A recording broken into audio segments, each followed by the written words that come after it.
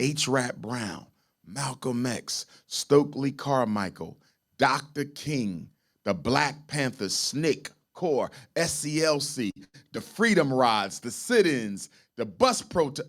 America, and these were all serious people, not what you got now. Black consciousness today is a capitalist scam. So the brothers on the internet talking black talk, they just looking for money and fame.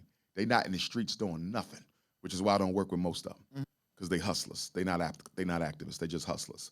And so in the 1970s, they decided to make the black man economically irrelevant to the black woman. So in the 70s, that's when they went into the high schools of Cleveland, the high schools of Cincinnati, the high schools of Columbus, and they took out all the industrial building trades.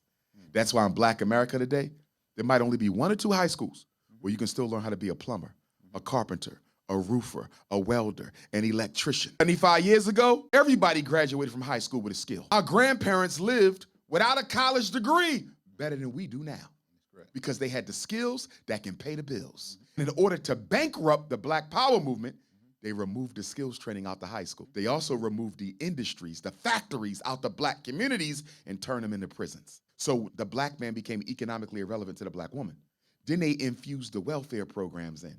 The welfare programs was not to help black women and children. It was to help the black woman forget about the black man. 1980s, they dropped the crack off.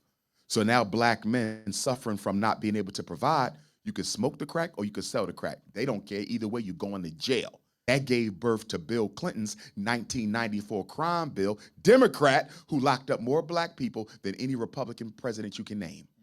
Then that lead us to the year 2000, George W. Bush, he drops off the FBI bomb, faith-based initiative. He started allowing black churches to qualify for federal money.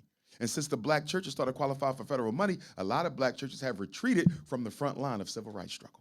That's why when you go to most black cities, it's hard to find a church that's at the forefront of fighting against miseducation, mass incarceration, police extermination, gentrification, and economic apartheid, because they're getting paid to stay out of it. In fact, there was an FBI report that I read in Philadelphia that the pastors are who the FBI uses now to inform on the activists in the community. The pastors are the new snitches on black power. So we have to look at the systematization of this, tongue twister. Black women said, forget them Negroes. We're gonna do this on our own. And now Donald Trump is targeting our sisters. So the good thing in all this is black women are waking up to the reality, we do need our men. And black men need to wake up to the reality, we do need our women. A house divided cannot stand. And as long as black men and black women are fighting each other, how the hell are we gonna fight white supremacy? This is divide and conquer, separate and rule. And if it's one thing that pisses me off, Elder, going back to the slave trade in Africa, because they use divide and conquer, separate and rule to put us in slavery. They use divide and conquer, separate and rule to destroy the black community. They use divide and conquer, separate and rule to destroy the black elites. They use divide and conquer, separate and rule to destroy the black family, and we fall for it every single time. White power could never be successful against black people without the participation of black people. What would a fully protected, empowered, and supported black womanhood look like to you? Say that again.